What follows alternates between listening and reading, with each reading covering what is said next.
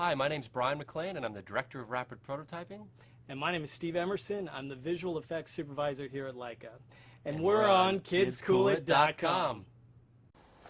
If you were a Boxtroll, which one would you be?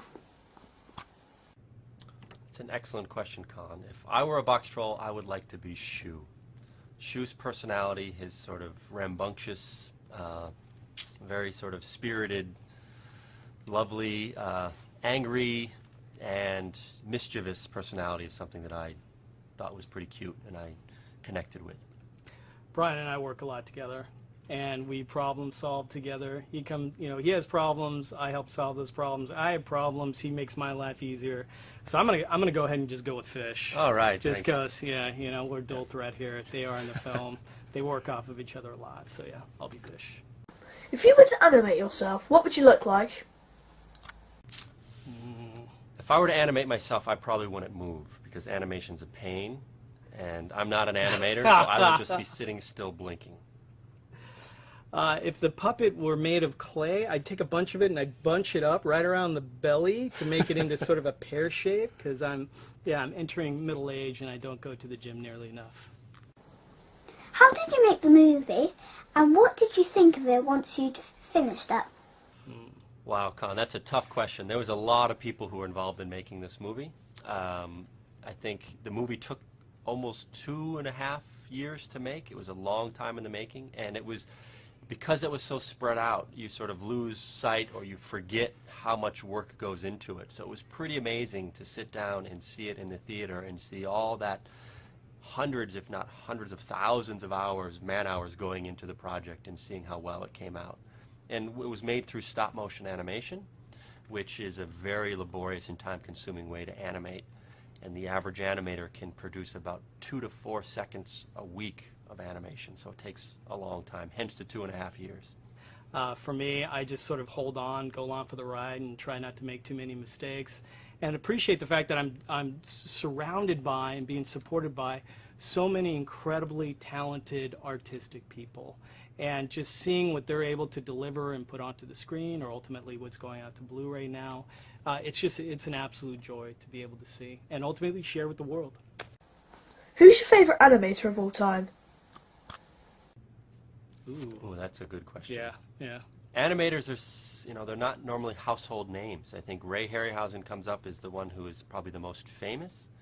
But I think that we have at Leica some of the most talented animators in the world ever, and I am very sort of honored to be working alongside them. I'm not an animator, so I would say the 25 animators that work at Leica are my favorite animators of all time. There's a subtlety to the animation that happens here that's unlike anything I'd ever experienced before I came here, because I was certainly a fan of animation and stop motion animation and grew up watching the Sinbad movies and loving the Cyclops.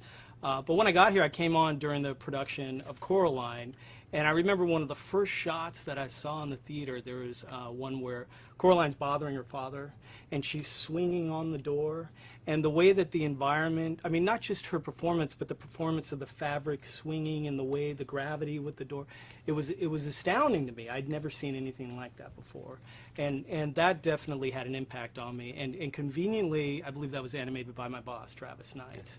Another good answer. Yes. That's why the animation is so amazing across the board, is because Travis is such a talented animator, and he is always trying to find ways and finding ways to challenge us to push not only the sets, the designs, the facial animation, and animation in general.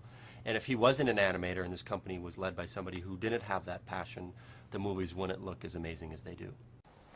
Will there be a second Boxtroll movie?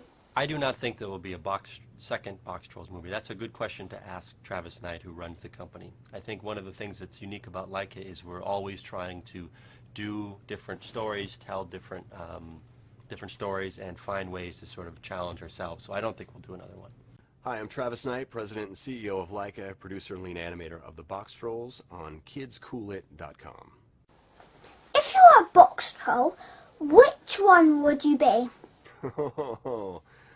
Well, which Boxtroll would I be? Well, I'll tell you the Boxtroll that I connect with more than any other. SoCon, which Boxtroll would I be? I think for me, the Boxtroll that I animated the most was Fish, and it was also the Boxtroll that I felt the most kinship with. And it's because, Fish, as Eggs, our hero's surrogate father, he's a guy who will do anything for his charge, for the person that he loves more than anything, which is his adopted son. And he while he is this very strange creature, and he looks hideous at first glance, there is a sweetness and a tenderness and a real affection that he has for our boy Eggs, that when I was animating, I was imagining myself in a cardboard box with my own kids. And so I think he is kind of the most emotionally rich character, Boxtroll, in the film, and the one that I had the deepest connection with myself. If you were to animate yourself, what would you look like? Oh dear God, Hag, animating myself, that's a bit perverse.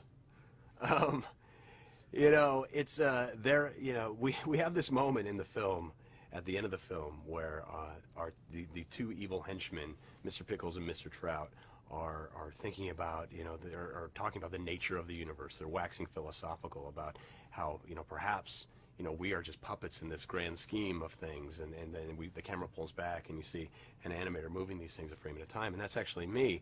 And so you do have this moment where if you're animating a shot like that, you're thinking about, what that might be like to have these kind of weird, ethereal, hands manipulating you at any given moment. I don't think it would be pleasant. I think it would be pretty awful. And knowing what I put my own puppets through as I'm animating them, yanking them around and just manhandling them very abusively, I don't think I would like that kind of treatment. So I'm glad I'm not a puppet. I think I would look like me, I would think, if I was a puppet, but unhappy, yes. Who's your favourite animator of all time? That is a good question. I mean, there are so many extraordinary animators who've really moved the medium forward in incredible ways. The great Disney animators from old, Milt Kahl and Ollie Johnson. But for me, there is no animator who's cast as long a shadow as Ray Harryhausen, a guy who really almost single-handedly defined what stop-motion animation could be for decades.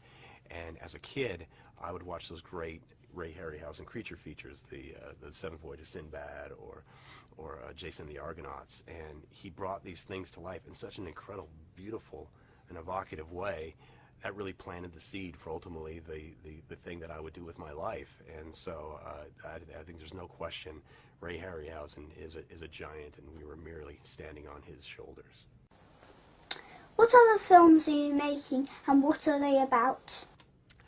Well, Con, we are developing lots of different kinds of stories here at Leica. It takes a long time to make our films.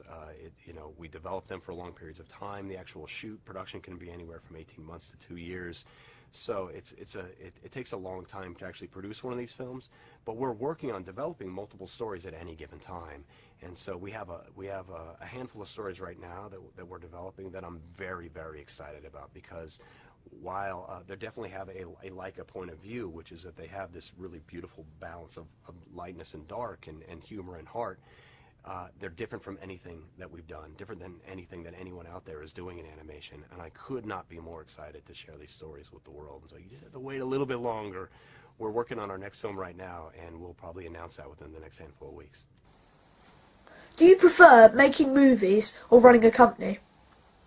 They're kind of one and the same, really. For a film company, there's nothing more important than the films you make, and so that is what we do. As a CEO, you have to look at the big picture. You have to kind of be able to extricate yourself from the daily minutia of what we're all doing, creating the art, to guide the company into where we're going to be in the future.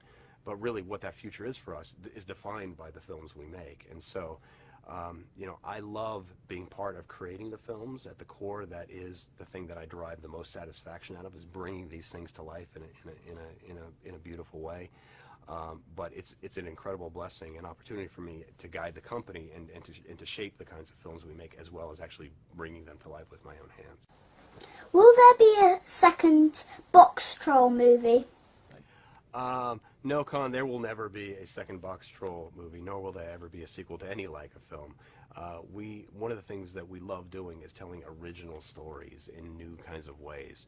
What I would say for Con is that there's an incredible story that goes outside of the world of the Boxtrolls in the book that we drew the inspiration from to begin with, which is a book called Here Be Monsters, written by Alan Snow. And it's this incredible world and this big book with multiple books in the series. And so we made one corner, one little aspect of that universe. And there's a whole universe to explore outside of that in Alan's incredible book series. And so if someone loves the Boxtrolls, there's ways to get your fix in another way in those incredible books.